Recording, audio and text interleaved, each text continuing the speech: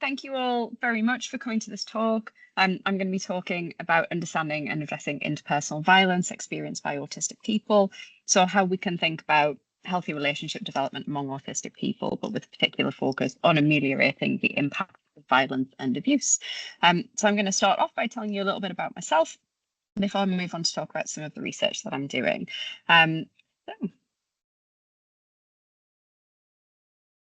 So first off, I'm an autism researcher. So I have had a bit of a strange progress through my career where I was an autism researcher before I knew I was an autistic person. So I've been working in autism research now for around 15 years.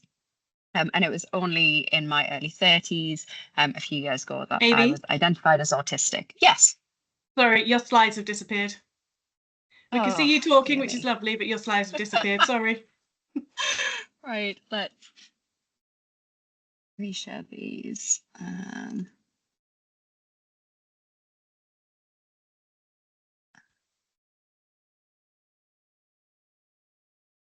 Let's see if I can do that. Does that work? Yeah, we can see your slides. Can you see that? Okay. Excellent. Thank you. Okay. Yeah, so I bring a lived experience perspective to the work that I do, but obviously I'm not representative of all autistic people. And as such, I really like to implement the use of participatory research practices in my work. So after I finished my PhD and I started to think more about what I wanted to do with my career, I shifted from a very deficit-focused cognitive developmental perspective on autism to a much more neurodiversity affirming, inclusive set of practices. And as part of this, I started to develop relationships with other autistic researchers and non-academics. So thinking about how I could work with people who weren't in the academic sphere to co-produce research that was going to have meaningful impact in the lives of autistic people and share power. So it's really important to me that the work that I do addresses community priorities and thinks about how we can tangibly have a way to impact and improve the daily lives of autistic people. And then, as I've said, I take a neurodiversity perspective. I'm going to talk a little bit more about in a moment, but I see neurodivergence and autism as a form of neurodivergence as something that is value neutral. So I don't think autism is a superpower, and I don't think it's an inherent tragedy. It's just a different way of existing in the world. And so I try to take a non-pathologizing approach with the research that I do. So before I move on to talk about the actual research itself, I just want to take a moment to tell everybody that obviously the topic that I'm going to talk about today is quite bleak. Talking about interpersonal violence, it's a subject that can be quite upsetting and really emotionally charged. And so take care of yourselves during the talk and do whatever you need to do. If you need to take a break, if you need to leave for a little bit, please do. I'm not going to be going into detail about any of the experiences that people have had, but it's something that I think can still be really quite triggering for some people. So that's just a bit of a heads up before we move on. I'm also going to be talking about epistemic violence and the way in which we've stigmatized autistic people throughout our research history and think about how that's impacting on us now and our heightened risk of victimization.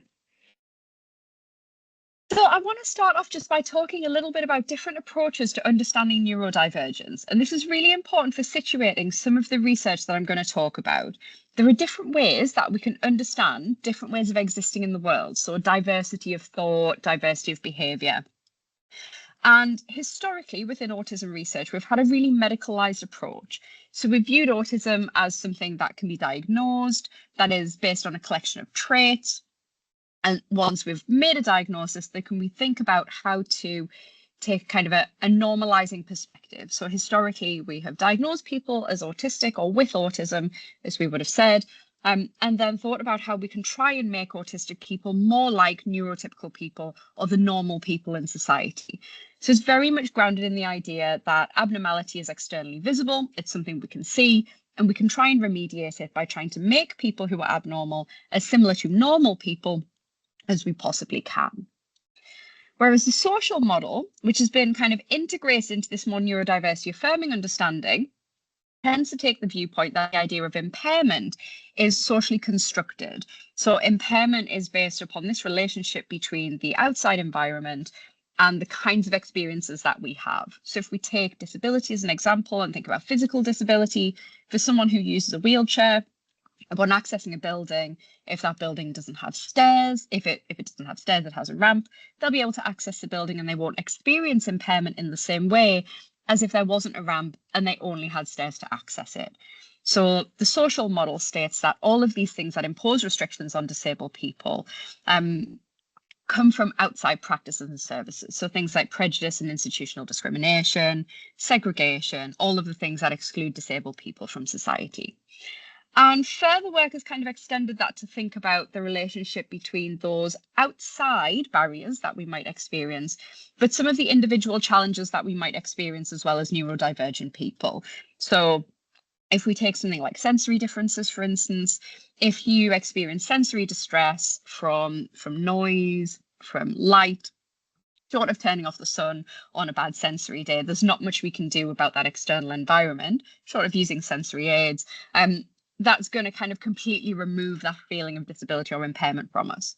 But the important thing about a more social model or neurodiversity affirming approach is that we don't think of that as an innate failing within a person. We don't think of that person as inherently deficient, but we think about them as having a different set of strengths and challenges compared to other people in society.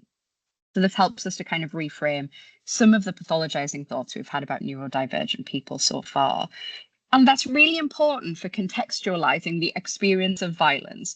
So I'm going to do a very brief whirlwind tour of the history of autism, because I think it kind of builds up this picture of why autistic people might be at particular risk of experiencing violence and victimization within society.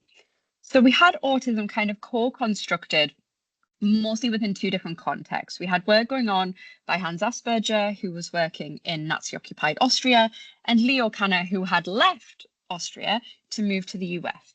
And both were taking kind of a very psychiatric view of autistic characteristics within a small group of children that they were working with.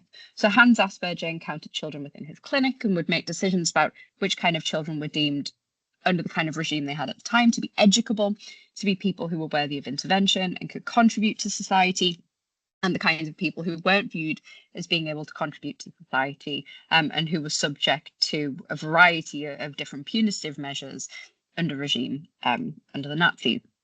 We also had Leo Kanner, who took a very empathic approach to working with the children that he was encountering in his clinical services, who again was kind of working within this very normative context. So thinking about how these children maybe didn't fit with the standard expectations of their peers, didn't interact in the same way, didn't show the same set of skills, and therefore didn't really fit in with what normal expectations were for a child of the time. And so this idea of autism started to emerge that was based around social communication difficulties, problems with social interaction, recognizing social norms and taboos, and a difficulty with social engagement, so a lack of interest in other people and a really strong passionate interest in external things, objects, particular topics.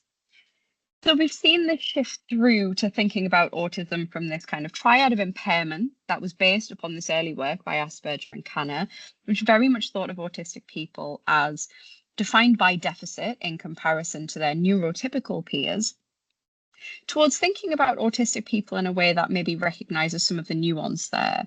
So this idea of how early 20th century norms have influenced our thinking, thinks about how we take where a person is on the bell curve with a particular skill, and then we apply that in a way that ascribes virtue to them. So this is the right way to exist in the world. And if your performance on different tasks fits within this narrow window, then we think that you're doing well as a human. And if you perform differently on those tasks, then we say you're deficient and we need to remediate that to make you more like these other people. So we've shifted to thinking about autism really differently recently. And a lot of that's been spearheaded by autistic scholars, so people like Damien Milton, arguing that we need to take a more inside-out perspective on autistic experience to start thinking about how autistic people experience the world, what their experience of being autistic is like, and how we can use that to develop a better understanding of autistic people and autism, and think about how we can provide better support and meaningful access to society for autistic people. And as part of that work, we've started to think about outcomes that autistic people have. So we know that we're more likely to experience things like unemployment or underemployment, mental health difficulties, burnout and heightened risk of suicidality, and bullying and victimization. And bullying and victimization is something that's been present throughout autism history. So, even Asperger had noted the difficulties with peers that autistic young people were having. So I'm going to talk about why we might see this heightened risk and what some of the common features are among the experiences of autistic people, and then what we can do to try and improve things for autistic people who had violent experiences. But to do that, I just want to spend a moment thinking about vulnerability. Because historically, when we've investigated the experience of bullying among autistic people, one of the things that we frequently come up against is an explanation of autistic people being at heightened risk because they have social difficulties and they don't recognize social intention, they struggle to recognize manipulation, and that makes them more vulnerable. So we say autistic people are more likely to have these experiences because they're autistic. But it's important to note that vulnerability isn't an innate characteristic of a particular person or group. So any of us can be situationally vulnerable at any point during the lifespan due to fluctuations in our personal circumstances. So we tend to be more vulnerable as children because we're physically smaller and it's more difficult to defend ourselves. We might become situationally vulnerable as adults through things like job loss, or through experiencing, a move that leads us to become more socially excluded. So anyone can experience that situational vulnerability, but we do know that people in minority groups are more likely to experience these fluctuations in personal circumstances. So things like everyday discrimination, a lack of access, tend to lead to social exclusion and the marginalisation and associated vulnerability that comes along with that. So that's important to consider as one thing that might contribute towards heightened risk among autistic people. The other thing that we do need to consider, though, is that for some people, social intentions might play a crucial part. And it's important that we think about this without blaming autistic people for not recognizing manipulative or potentially violent behavior. That's something that most people find very difficult to recognize. Though retrospectively, they might talk about, oh, well, I wish I'd seen the signs. It can be incredibly difficult. But that doesn't mean that all violence against autistic people is committed by non-autistic people.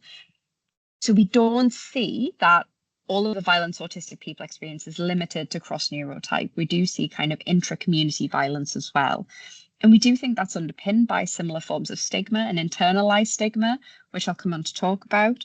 But I think that's also something really important to keep in mind.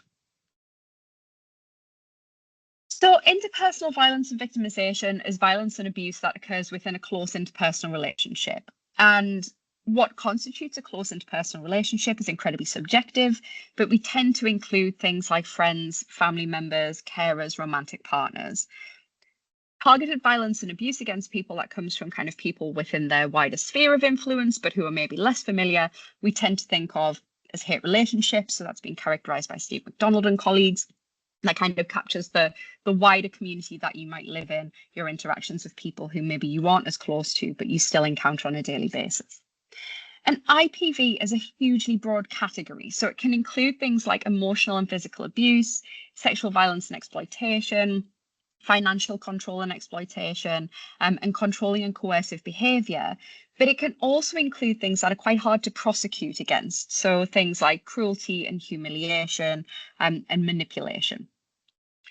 And we know that anyone can experience IPV across the lifespan, but a really high number of autistic people seem to have experienced IPV compared to the general population. So prevalence stats are quite varied, but they put it somewhere between 50 to 89%.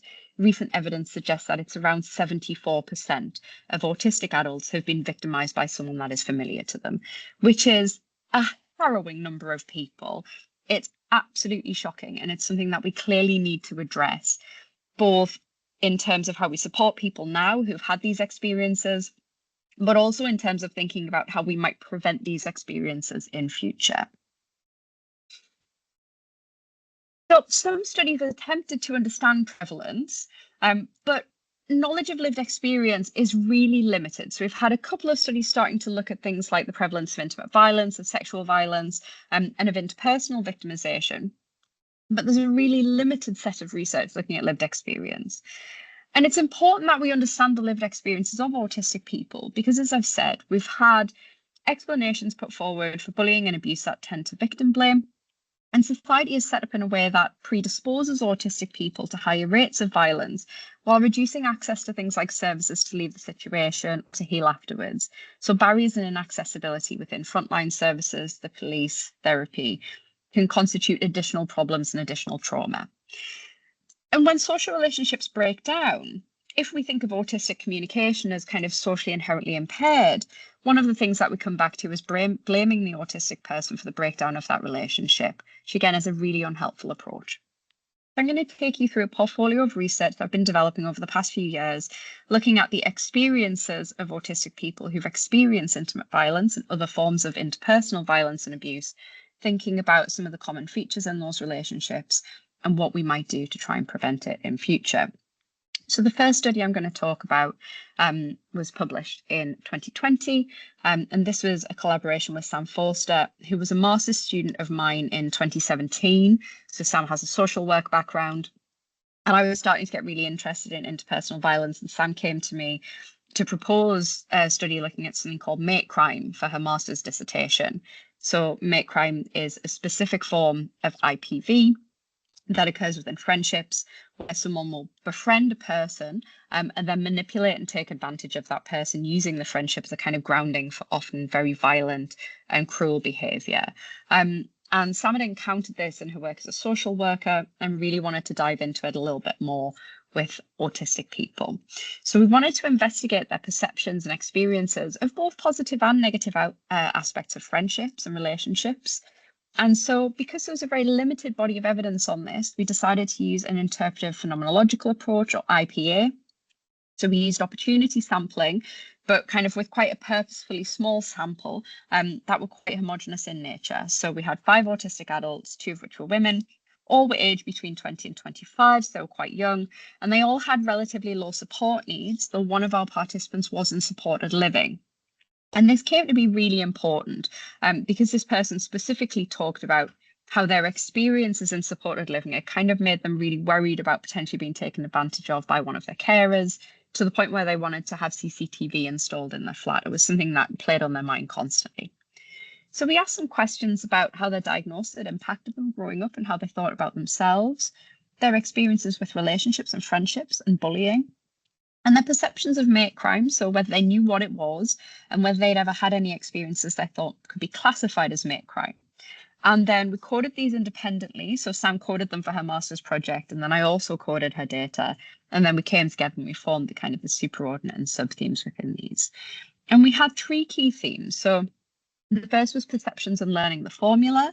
And this theme really looked at experiences of viewing people's selves through this kind of internalized ableist lens. So our participants talked about finding the label of autism really useful for self-understanding, but wanting to distance themselves from it with regards to other people. So they didn't want people to know that they were autistic. They said they didn't want to be thought of as lesser or potentially more vulnerable.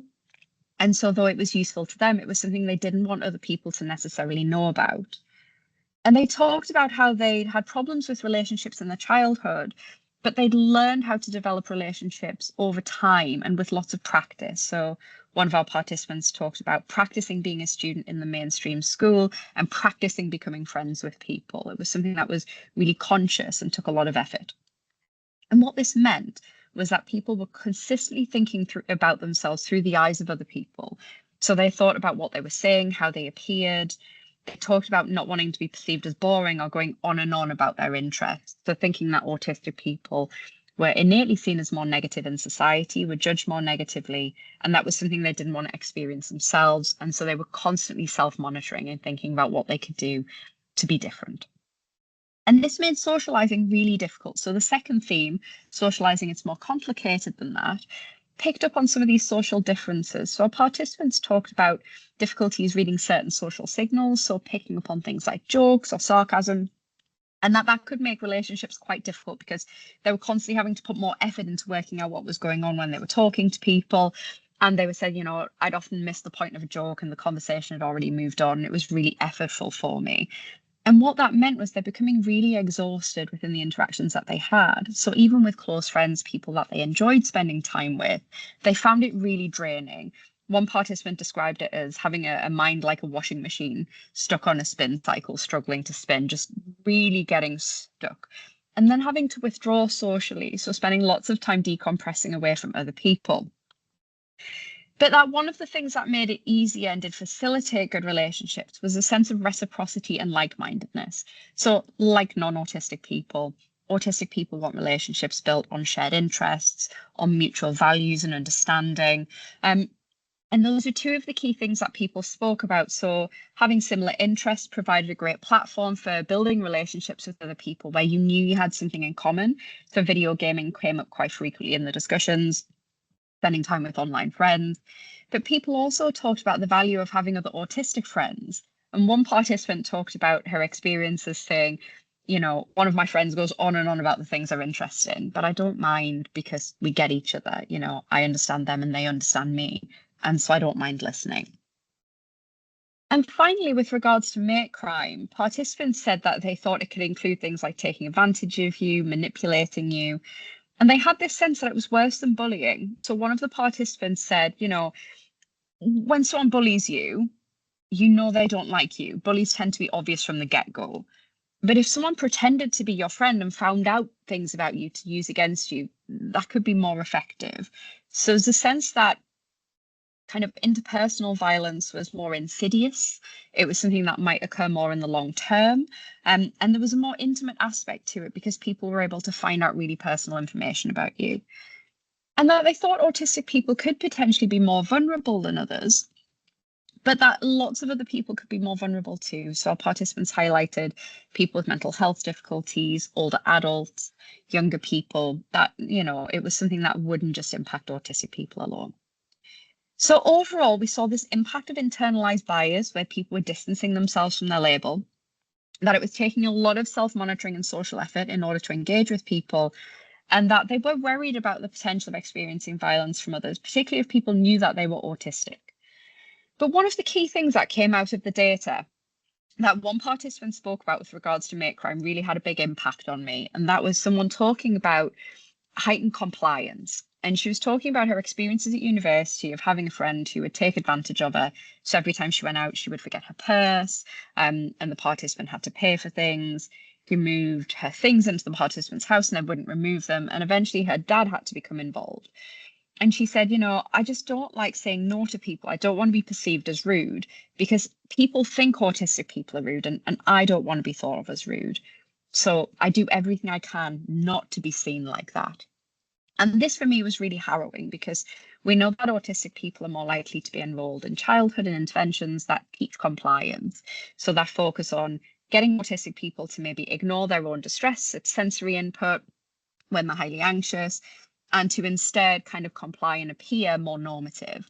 And what we might be teaching people to do is ignore those internal distress signals to the point where, as adults, they're complying with people who are making very unreasonable demands, which can put them at higher risk of violence. So we followed this up with a larger study looking at these issues with a larger group of autistic people. And we just wanted to see in a wider group of people whether similar things were coming up. So we recruited 42 adults to take part in an online study.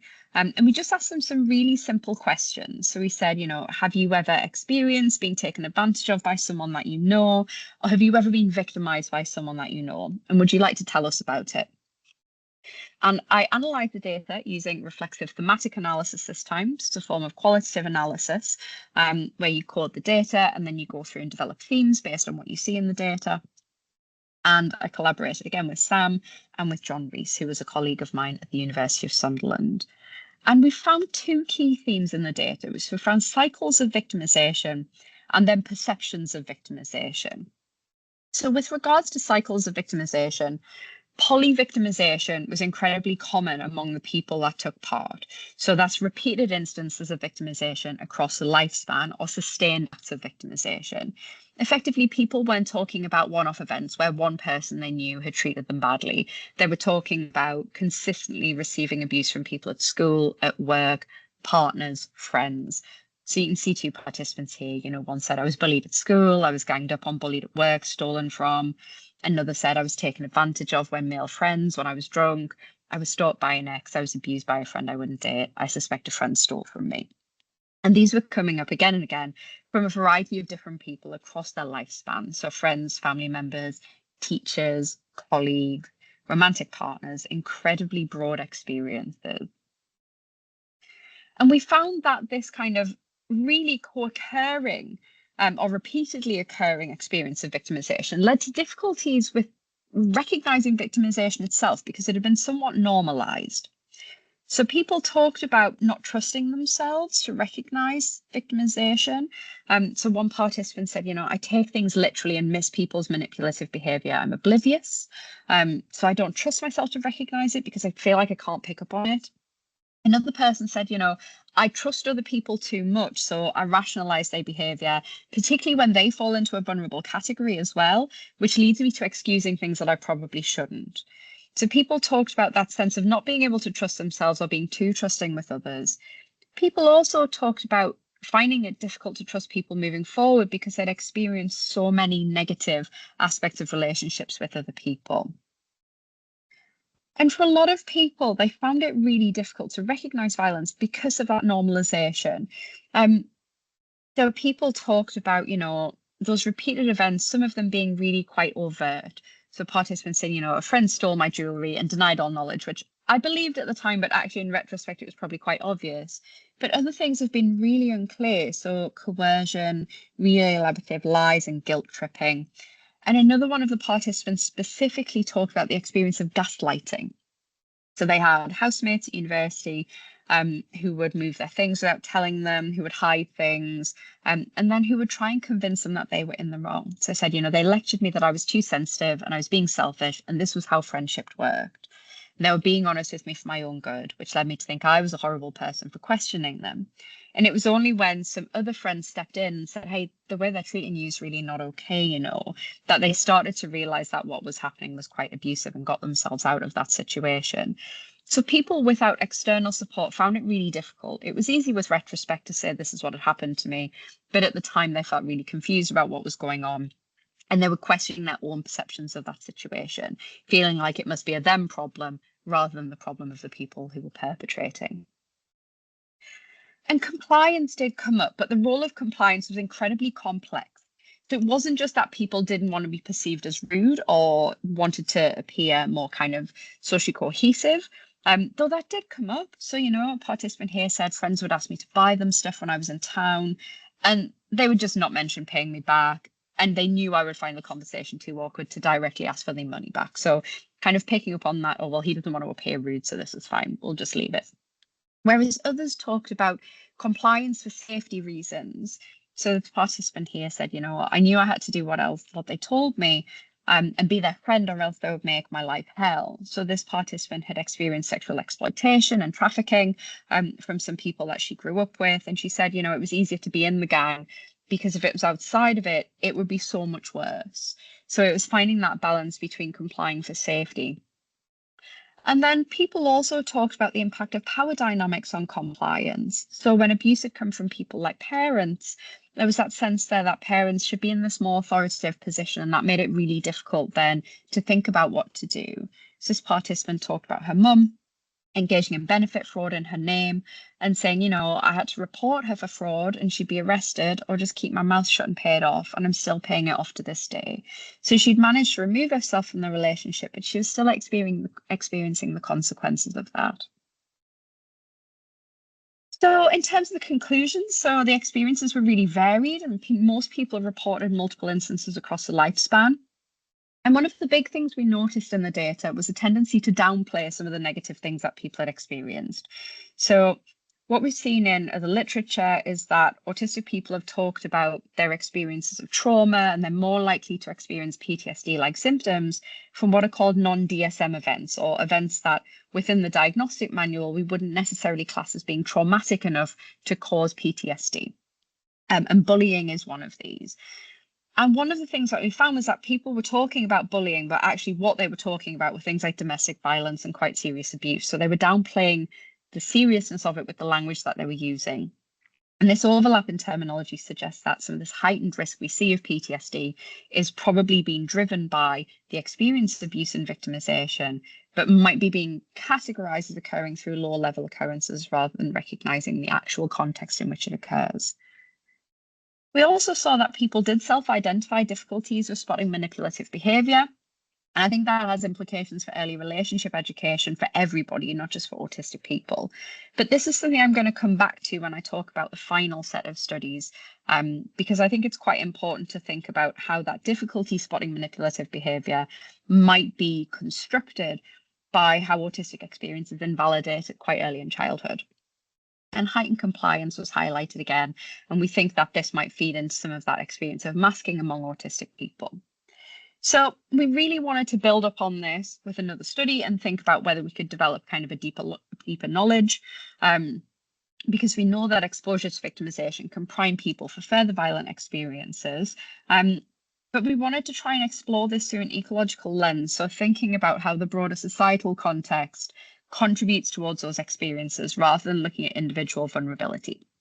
So we decided to use David Frost's process model of social stigma and its consequences as a bit of a framework for conducting this research. So this looks at how stigma is really multifaceted. We've got the perpetration of stigma that includes things like stereotypes, prejudice and discrimination. That feeds into the experience of stigma, including things like an increased risk of stressful life events, underemployment, homelessness, aspects of everyday discrimination, expectations of rejection, stigma management and concealment, so masking, camouflaging, issues around disclosure, and then internalized stigma, so taking on the idea that people who have the same characteristics as you are thought of as more negatively, and that must mean there's something wrong with you rather than there being something wrong with society. And then people have different responses, so they can find ways to cope with what's happening and develop support strategies, or they can try and make meaning out of their experience, to understand what's happened, make sense of it, and think of ways to move forward.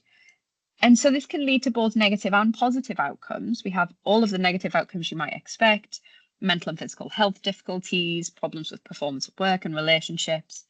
But we also see positive marginality and social creativity. So engaging in things like social advocacy as an attempt to try and change those material circumstances to improve things for other people who are in that stigmatized group. So banding together for change. So we recruited 102 autistic adults to take part in this research. They were aged between 19 and 73, and we had an international cohort, though most of the participants were based in the UK, most of them were white, and I think the majority of our participants were also women. 98 of the participants communicated primarily through spoken language, but 4 of the participants would have described themselves primarily as non-speaking or using AAC to communicate. And we provided the option to take part in the study in a couple of different ways. So we gave a written interview schedule that people could fill in their own time online just by filling in text boxes. But we also said if people wanted to take part in a face-to-face interview, they could. And 2 people took us up on that. So I met with those 2 people and interviewed them. And then again, we use reflexive thematic analysis to code the data. So the data took a really long time to code. As you can imagine, 102 people is a lot. There was a huge amount of variation in the amount that people wrote. So some people wrote, a sentence, some people wrote whole paragraphs. The interviews we had were around an hour or 2 long. So it was quite a lot of data. And it was also quite emotionally charged. And so it took me a while because I kept taking breaks, giving myself some time out, going to have a little lie down on the floor. And once I coded all of the data up, I sent the codes and all of the quotes that went along with them to my colleague Kieran Rose, who's my non-academic collaborator. And Kieran read through them too. And then we met up and we started to develop themes based on the codes and then refine those until we had the final set. So we found 4 key themes in total. I'm going to take you through a little bit of the data from each of these. So we gave everybody who took part a pseudonym. And we found that most people thought that their experiences were normal for autistic people. As Rena summed it up, I think my experiences are pretty standard.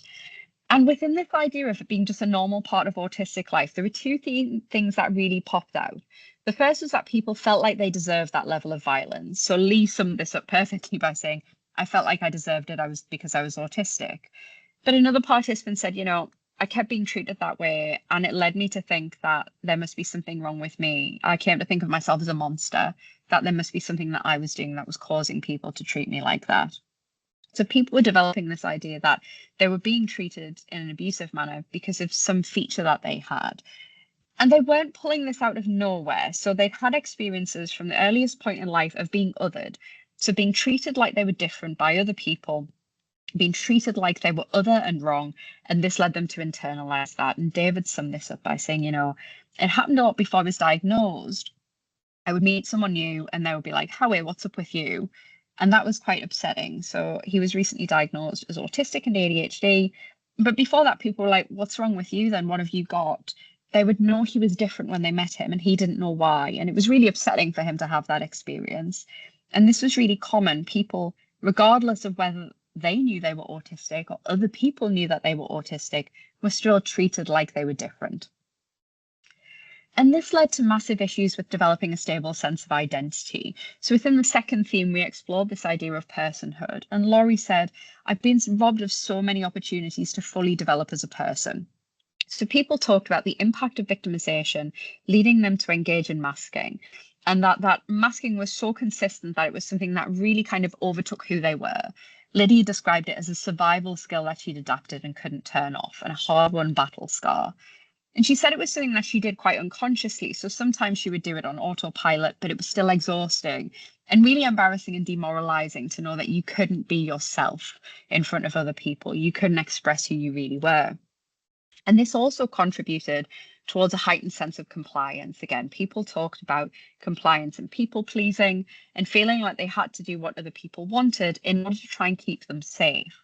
So Jasmine called this, the people pleasing had a lasting effect, the fawning response. Politeness rules in my world, and I don't always want to be polite. Politeness isn't always called for.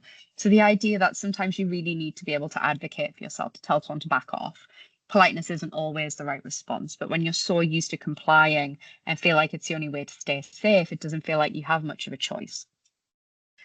And then finally, people talked about how this masking led to burnout, and that it was really hard to pull themselves out of that. So Noelle talked about masking her entire life for safety reasons or to keep a job and becoming really burnt out and then not being able to recover. And likewise, Jasmine talked about how that masking in conjunction with the breakdown of an abusive relationship took what she referred to as the last of her big spoons, so the last of kind of the energy that she had in order to keep masking. And so it put her in this really catch-22 situation where she couldn't mask anymore because she didn't have the energy, but then she didn't feel safe because she felt like she couldn't protect herself from further abuse. And in terms of making sense of what had happened to them and kind of finding ways to move forward, people dealt with things in really different ways. So some people completely socially withdrew themselves, like Shauna, said, I don't do relationships or friendships anymore. But for other people, making sense of what had happened to them took a really long time, and it was impacted by alexithymia. People talked about not being able to recognize the impact that this had on them, having that delayed emotional response. And so it took a while to process the abuse. And they also talked about the importance of having the right language and terminology. So finding the right words to describe their experiences. And Jasmine compared this to being diagnosed as autistic and getting the terminology that comes with autism being the same thing, getting the terminology that comes with relationship abuse. Saying it's really important to put names and concepts and things together so that you can make sense of what happened. And then finally, my favorite quote from the whole study, it's a Carl Sagan quote. Our fourth theme, if you want to make an apple pie from scratch, you have to invent the universe first. So this is a response to a question where it said, in an ideal world, what kind of support would you like to see for autistic people recovering from violence? And Hans said, well, in an ideal world, this wouldn't happen, would it? But Carl Sagan said, if you want to make an apple pie from scratch, you have to invent the universe first. It would take a complete rethink of how we treat disabled people in order to try and change things for the better. So some of the key things we found that impacted on support services were power imbalances. And this was in regards to the kind of structural supports available for leaving a situation. So Jana talked about feeling like she was trapped in relationships because the alternative was homelessness and other potential dangers. And so sometimes it felt safer kind of to be with the devil you know rather than the devil you don't. And likewise, people talked about issues in accessing services with kind of barriers around ableism. So Carter talked about, victim support were unhelpful, psychologists were unhelpful. The police thought I was lying because I didn't make eye contact. And this was something several people highlighted, that police found them to be unreliable witnesses, didn't believe them, and that made them feel more unsafe. They talked about acceptance and mutual respect being really important. So Hans said this about his wife, and he said, acceptance and mutual respect is such a rare and precious thing. She accepts my autistic ways, and I expect her infuriatingly socially acceptable neurotypical ways, but we understand each other and we love each other and we respect each other, and that's what really matters. Finding good relationships really helps you to recover. Jasmine talked about those relationships where they did experience abuse, leading to recognizing red flags in future. So starting to retrospectively see those warning signs. But importantly, Alex said it shouldn't take the experience of abuse to know what good relationships look like, that we need to teach children about this. And, we teach them that bullying's bad, but then we also have society set up to make everyone who is different fall in line so that they can be considered normal. And said, that's how we learn to mask, even when we're undiagnosed and we haven't had behavioral therapies. So we need to teach people about autonomy and healthy relationships. And then finally, people talked about the value of strength in numbers. So community connectedness and political activism were seen as a really key way to kind of recover from violence, having autistic-only spaces where people could be themselves, as Lee highlighted. But Kemp also talked about fighting back with other autistic people, supporting parents and families of autistic young people, and trying to improve things for everyone for future. So off the back of this study, we also made a set of recommendations for professionals, which you can access here using the QR code. It's online on the OSF, so it's open access for free, where our participants highlighted the need for more training and knowledge among professionals working with autistic people, for flexibility, both in terms of how we communicate, but also in terms of accessing things like therapies.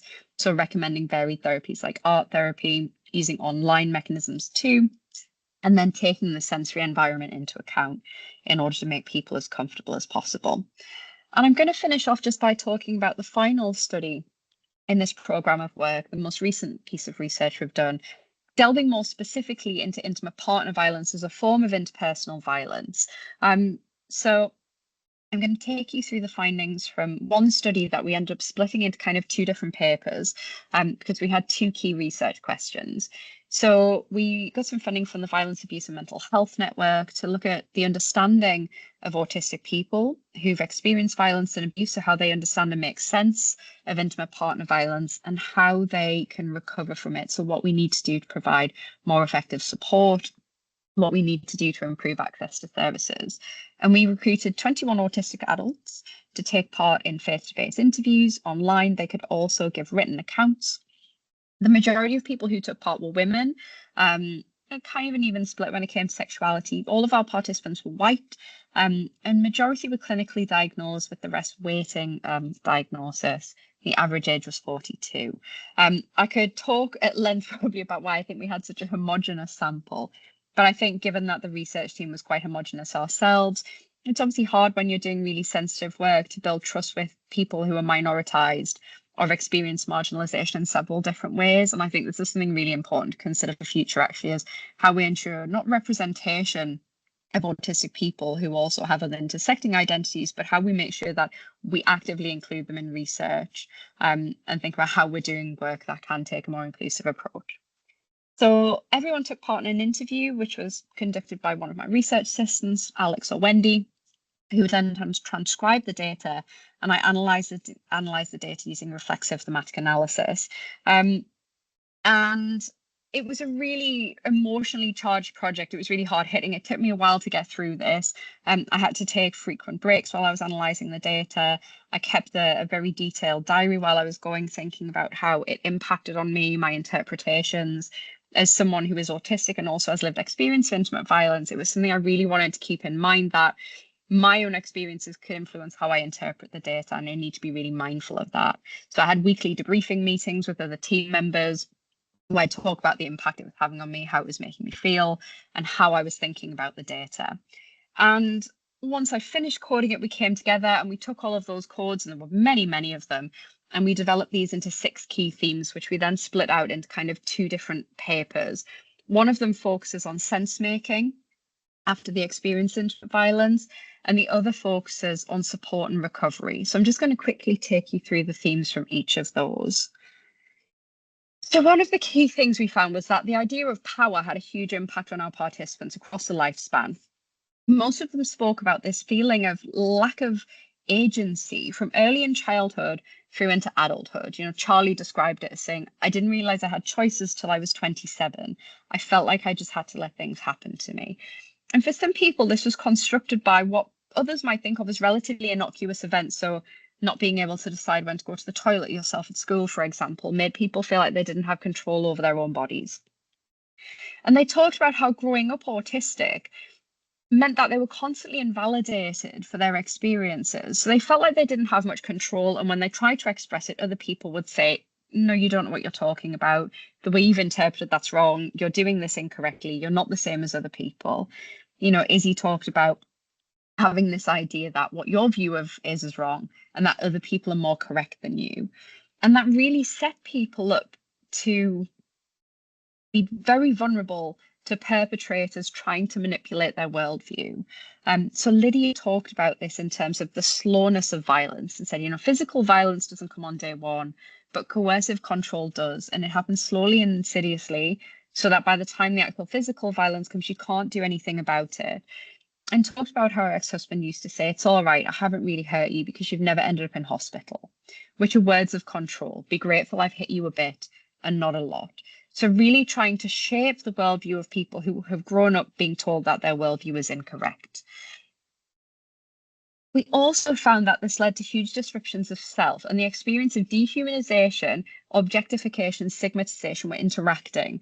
So people talked about how, again, from a really early point in life, they weren't treated like other people, and this made them feel like they were less of a person, supposed to be abused by others, and didn't have the same rights. So there was this normalization of violence across the lifespan that led people to then try and cope in whatever way seemed accessible to them, and masking was one of those coping strategies. Olivia said, I would adapt to whatever somebody wanted me to be, and I would be unrecognizable to the people that knew me.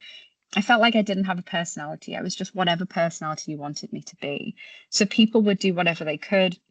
And then again, as a response to the perpetrator, would try and bend to what they wanted. Another one of our participants said, I would engage in these really crazy things. Like I would think, if I don't wear jeans today, it might not happen. If I cut my hair, it might not happen. If I grow my hair, it might not happen. I just need to be whatever he wants, and that'll stop this from happening.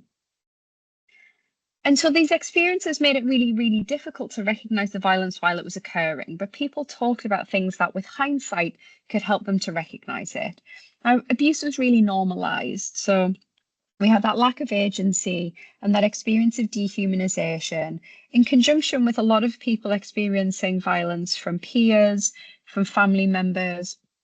That fed into this idea that that's just what happens in their world. As Olivia said, no one was telling me that it's wrong. I just thought this is what happens in my world. And I never really thought any different. And that with retrospect, they could recognize the red flags in relationships, but that it was really hard at the time. So people talked about relationships moving really quickly, and not really having anyone there to point out how odd it was. So Charlotte said, I had this guy who drove through the night, showed up at my house and wouldn't let me leave. And I thought it was romantic. And if someone had gone, actually, Charlotte, that's a bit weird, I might have gone, oh, actually, hang on a minute, that's not okay. The other thing that was contributing towards difficulty recognizing abuse was the idea that it could always be worse. So regardless of the kind of abuse that people have experienced, there was always a sense that it could escalate more, and that meant that they weren't deserving of help. So people who primarily experienced emotional violence and coercive control said, well, at least they didn't hit me. People who had been hit would say it was a slap, not a punch. It was a punch, not a broken bone. And so they were always saying that it could have gotten worse. It could have escalated. And actually, for some people, when they tried to reach out for help or support services, had been told, well, we have really limited resource. That's not bad enough for us to intervene at this point. So it just kind of fed back into that. And then finally, people talked about, though, when they did recognize what was happening, it was usually triggered by a kind of a really specific event. For a lot of people, this was recognizing the impact that it might have on their children. So Michelle said, can you imagine a life, right, where you wake up and you don't feel afraid? You haven't got that knot in your stomach. I do a visual, like an imagery thing. I would give them, my kids, the freedom. I would show them. Likewise, Lydia talked about saying that, she would be leaving in a box, and it was either going to be that her husband did it or that she did it herself, and that she couldn't leave her children without a mother. For other participants, they talked about it starting to interfere with their outside lives. So, getting to the point where they were going to lose their jobs, they were having difficulties with work, that people were interfering with their family. And that kind of finally made them take that step back and recognize what was going on, at which point they could start to move forward. So the final set of 3 themes focused on the idea of recovery and access to support. And the first thing we found was that recovery is a journey, it's not a destination. It starts with reaching out to others or having people reach into you. And it was described as something that's a long process and a long journey, that it wasn't like you just reached out for help once and then that help was put in place. You might have to keep reaching out over and over again and sharing those stories, which is quite a heavy emotional burden for the participants or for, victim survivors, having to keep telling people those stories. But that a huge amount of sensitivity was needed. Rowan talked about the need to not just barge in and, give someone a helpline, but that you need to do it in a really gentle manner. Lydia described this as a hammock and not a hammer, which I thought was a really lovely way of thinking about it. And people talked about this idea that you don't always get a happy ending, that you don't just have therapy and then you're better and then you move on, that recovery is something that's just ongoing. And for some people, that might look like withdrawing from relationships because it's the way that they stay safe. Rachel said she felt like she wouldn't be able to recognize the signs of abuse if it were to happen again. So she felt safest by herself. And that one of the things that did really help people move forward was a sense of empowerment that came from interacting with professionals and from having good quality support in place. So Jessica spoke about access to therapy and having a 6-week course and then starting to pay for it herself. And actually, that was a huge step for her because she'd experienced such high financial control. It was the first time she'd realized that she could really use her own money for something. And so that therapist had really helped her kind of start to value herself again. Likewise, Olivia talked about feeling really empowered coming home from a night out for the first time, putting on music and, hadn't had to come in and tiptoe around. But actually having choices for the first time in your life can be really overwhelming too. And so you can feel really empowered by that, but it doesn't mean that you no longer need support. And for the support we do have, we need better and more robust systems. So there was a feeling that we need a higher amount of knowledge among professionals, really up-to-date co-produced training that involves autistic people, and heightened accessibility. And Alison gave a really good example of this. So she talked about going to a 1-day autism training course herself and said, I was sat alongside people who were like, yes, this is great. And she was like, and then the woman next to me took out a bag of crisps and just ate them really loudly and didn't think, oh, there could be an autistic person next to me or in the room. It's like you've got the intellectual knowledge, but you can't think about the practical side. So people need supervision. And Rachel talked about the need for really hands-on practical support. So consideration that actually some of the things that neurotypical people don't find hard could be really challenging for an autistic person. So moving to new area, having to fill in paperwork, dealing with the council, dealing with a new GP, getting your kids into a new school, making friends. No one considered that could be hard for her and something that she might need help with. So administrative support, things like helping people fill in paperwork, again, could make a huge difference. And there was a sense that you had to be in the right place at the right time. So that support was a postcode lottery and that it might be available to some people and not available to others. And we did see this with experiences of the police. So quite a lot of our participants talked about feeling re-traumatized by interactions with the police not recognizing autistic communication, again, thinking of them as unreliable witnesses, not believing them. But also them feeling like the police weren't really doing much to kind of try and support them afterwards. So that wasn't universal. And others spoke about, services not having access to the internet, so they're really cut off, not being able to use the machines to wash their clothes when they were going into kind of a supported shelter.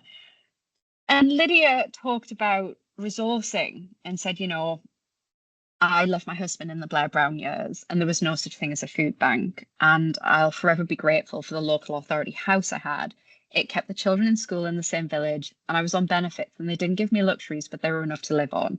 And this threw me into an absolute existential crisis while analysing the data because I thought this is a huge issue, how do we make these changes when we're so under-resourced? And we found that a lot of the people we spoke to were supporting people themselves. So they were volunteering for third sector organisations, they were doing training with the police, they were doing a lot to support other victim survivors. But we need funding being pumped into these organisations because we can't just have traumatised people propping up services to support traumatised people. We need other professionals who are really well trained to be integrated into those support services too. And then finally, how do we stop this? 2 of the key things that were highlighted were we need to recognise interpersonal vulnerability. So again, people talked about recognising when someone is genuine being really difficult. But one of the big things we thought was important to contextualize this is to not just say autistic people struggle with social signals, but to also take into account that we don't know whether people really are bad at recognizing social signals or whether they feel like they are because they've been told they're wrong their entire lives. They've grown up being invalidated, and so they become so unsure of themselves that they really feel like they can't trust themselves. And it's that questioning that leads to difficulty rather than the actual difficulty itself. And the need again for education, education, education. People talked about road safety, drug policy, sex education in schools, but relationship education not being something we really spend enough time on. So working on what healthy relationships look like for neurodivergent people. Relationships usually occur before a sexual relationship occurs, so we need to do more there. So off the back of this project, we produced the Autistic Guide to Healthy Relationships based on what our participants have told us. This is an outline of what basic red, green and amber flags might look like in relationships. And it's freely accessible on the Centre for Neurodiversity and Development website. We also have an easy read version that was co-produced with a local organisation that engages in advocacy with adults with learning disabilities. And yeah, that is the end of the talk. Before I finish up, I just want to say a couple of things. The first of which is that I'm taking part in a special interest group at the International Society for Autism Research this year. It's been held in Seattle, and we're aware that as an international conference, not everyone will be able to travel to the US. So we are setting up a registration online. You can scan using this QR code to access. And if you're interested in doing work or collaborating with other people on the idea of stigma reduction, enhancing well-being among autistic people, please do register and we'll get in touch about some of the ways that you can engage in an asynchronous manner. So accessing a Padlet and feeding back on some of the ideas we have. And then finally, just thank you to everyone for listening. Thank you to all my lovely collaborators, all of the wonderful people who've taken part in this research, to Alex and Wendy, the two research assistants on the final project there, and the artist Lauren Osborne, who designed those lovely images that you can see on the final set of slides. So I'm going to stop sharing my slides there and hopefully be able to see everyone again. Thank you, Amy. That was absolutely fantastic. Thank you so much. There was so much interesting research in there, some wonderful qualitative insights into the lived experience of those autistic adults, and obviously on very sensitive and really important and impactful topics.